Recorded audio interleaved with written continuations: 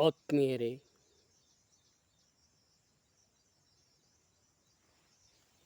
ಈಗ ನಾನು ರಂಗಭೂಮಿಯ ಬಗ್ಗೆ ಒಂದೆರಡು ಮಾತುಗಳನ್ನು ಹೇಳಲಿಕ್ಕೆ ಇಚ್ಛಿಸುತ್ತೇನೆ. ಮೊದಲಿಗಿದ್ದ ರಂಗಭೂಮಿಗೆಯ ಬೆಲೆ ಈಗ ಕಡಿಮೆಯಾಗುತ್ತಾ ಹೋಗ್ತಾ ಇದೆ. ಮೊದಲು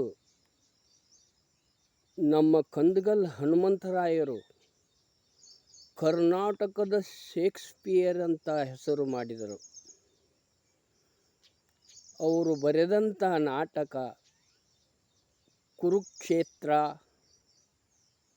ರಕ್ತರಾತ್ರಿ, ಬಡತನದ ಭೂತ ಇವುಗಳು ಬಹಳ ಹೆಸರುವಾಸಿಯಾಗಿದ್ವು ಆಗಿನ ಕಾಲದಲ್ಲಿ.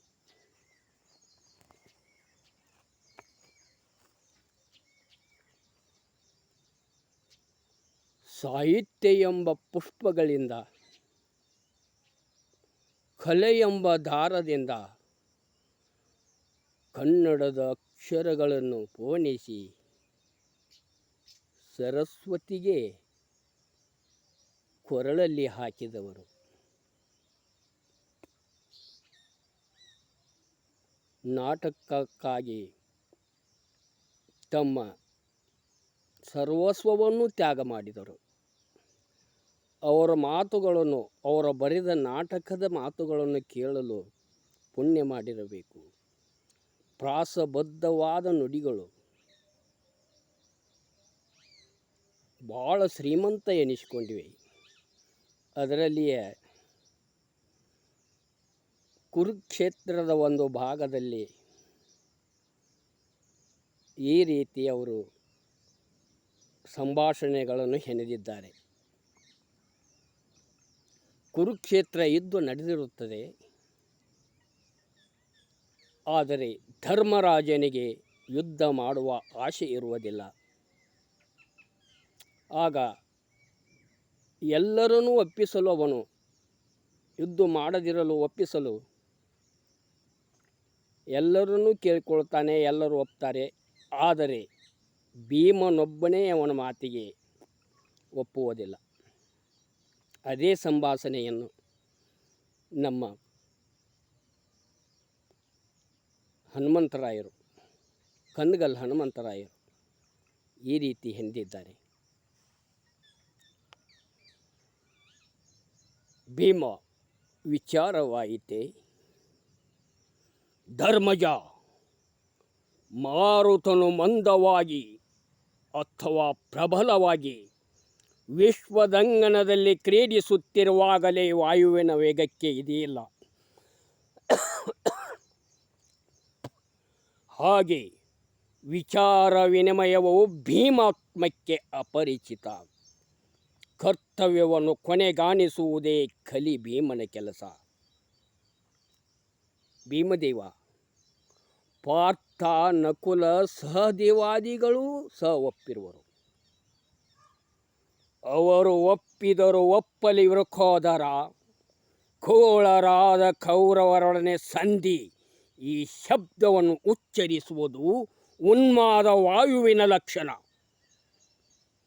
ಸ್ವರ್ಗದ ಸ್ನೇಹವು ನರಕದೊಡನೆಯೇ. ಕುಲಕಂಟಕರಾದ ಕೌರವರು ಕೊಟ್ಟಿರುವ ತೂಕದ ತಾಪವು ಜಗತ್ತಿನ ಪಾಪದೊಡನೆ ಮಾಡಿದರೆ, ಕೌರವರ ಜನತಾಪದ ಪರಡಿಯು ಜಡವಾಗಿ ಜಗತ್ತಿನ ರಸಾತಲಕ್ಕಿಲ್ಲುವುದು. ಇಷ್ಟಿದ್ದರೂ ಸಂಧಿ ಎಂಬ ಶಬ್ದವನ್ನು ಸುರಿಸುವುದೇಕೆ? ಭೀಮ, ಸಂಧಿಯು ರಾಜನೀತಿಯ ಅಂಗವಾಗಿರುವುದು. ಈ ಭೀಮನಿಗೊಂದು ನೀತಿಯ ರೀತಿ ಗೊತ್ತಿದೆ. ಅದಾವುದೆಂದರೆ ಸತ್ಯದ ಸುನೀತಿ. ಭೀಮದೇವ, ಇದೊಂದು ಸಲ ಸಂಧಿಗೆ ಸಮ್ಮತಿ ಭಿಕ್ಷೆಯನ್ನು ಹಾಕು. ಸಹೋದರ, ಪುನಃ ಪುನಃ ಶಬ್ದವನ್ನು ಉಚ್ಚರಿಸುವುದೇಕೆ? ಆ ಶಬ್ದವು ಶಲ್ಯ ರೂಪವಾಗಿ ನನ್ನ ದೇಹವನ್ನು ಬಾಧಿಸುತ್ತಿರುವುದು. ಅಗ್ರಜ, ವಸ್ತ್ರಾಪಹರಣದ ನೋಟವು ಕಣ್ಣಿಗೆ ಕಂಡ ಕೂಡಲೇ ಛೇ ಛೇ, ಆ ನೋಟದ ಅಸಹ್ಯ ದೃಶ್ಯವನ್ನು ಚಿತ್ರಿಸಲು ಬೇಕಾಗುವ ಬಣ್ಣವನ್ನು ಕಲಿಸಲಿಕ್ಕೆ ಸಪ್ತ ಸಾಗರಗಳ ನೀರಿನ ರಾಶಿಯೇ ಸಾಕಾಗಲಾರದು. ದಾಯಾದಿಗೋಸ್ಕರವಾಗಿ ದಯಾಗುಣವೇ ಹೊರಟು ಹೋಗಿದೆ. ಭೀಮ ದಯಾರಸವನ್ನು ಸುರಿಸುವ ಸ್ನೇಹದ ಬೆಳದಿಂಗಳಲ್ಲಿ ದಾಯಾದಿ ಕೂಡ ಆನಂದ ಹೊಂದಲಾರನೆ. ದಾಯಾದಿಗಳ ಸ್ನೇಹವು ಶೀತಲ ಚಂದ್ರಿಕೆಯಾಗಿರದೆ ಪ್ರಖರ ತಲ ಜ್ವಾಲೆಯಾಗಿದೆ ಧರ್ಮಾತ್ಮ. ಅಣ್ಣ, ಸಂಧಿಯಿಂದ ತಮಗಾವ ಸುಖವೂ ಲಭಿಸುವುದು. ಭೀಮ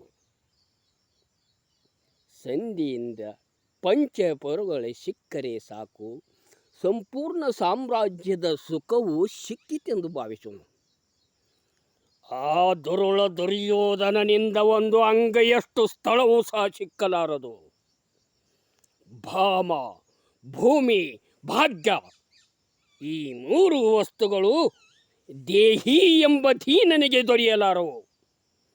ಬ್ರಹ್ಮಾಂಡ ಭಾಂಡವನ್ನು ಆಧರಿಸುವಂತೆ ಘನಘೋರ ಖಡ್ಖಡಾಟದಿಂದ ಗೊಡುಗು ಮಿಂಚಿನ ಪ್ರಹಾರವಾದರೇನೇ ಮೇಘಮಂಡಲವು ಮಳೆಗರೆಯುವುದು. ಅರ್ಜುನ್ ಬರ್ತಾನೆ. ಅಣ್ಣ, ಕೇವಲ ದ್ರೌಪದಿಗೋಸ್ಕರವಾಗಿ ಕಾಳಗದ ಕಾಳ್ಗಿಚ್ಚನ್ನು ಹೊತ್ತಿಸಿ ಅಹುತಾಗ್ನಿಯಲ್ಲಿ ಅಸಂಖ್ಯ ಜನರ ಬಲಿಯನ್ನು ಕೊಡುವುದು ಬೇಡ. ಇದೊಂದು ಸಲ ಸಂಧಿಗೆ ಸಮ್ಮತಿ ಭಿಕ್ಷೆಯನ್ನು ನೀಡು.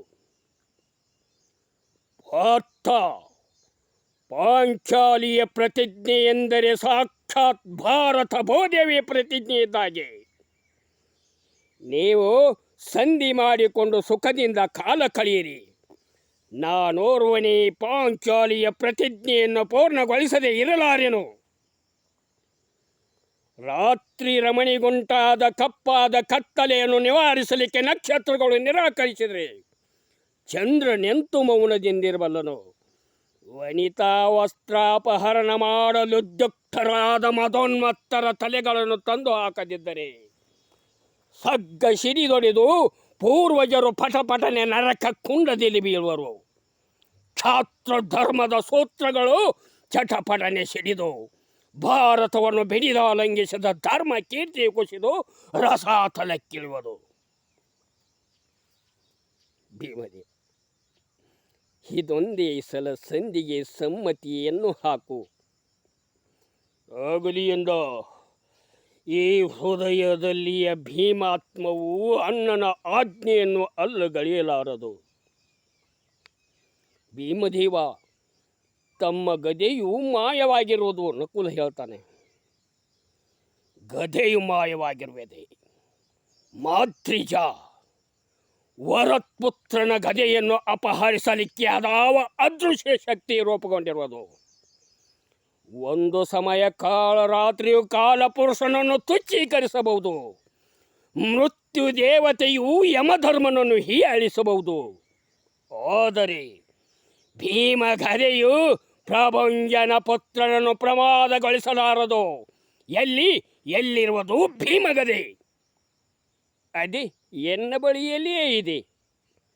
ಯಾರು? ದ್ರಪದ ಬಾಲ. ಮುಂದಿನ ಭಾಗದಲ್ಲಿ ನೋಡ್ತಾರೆ.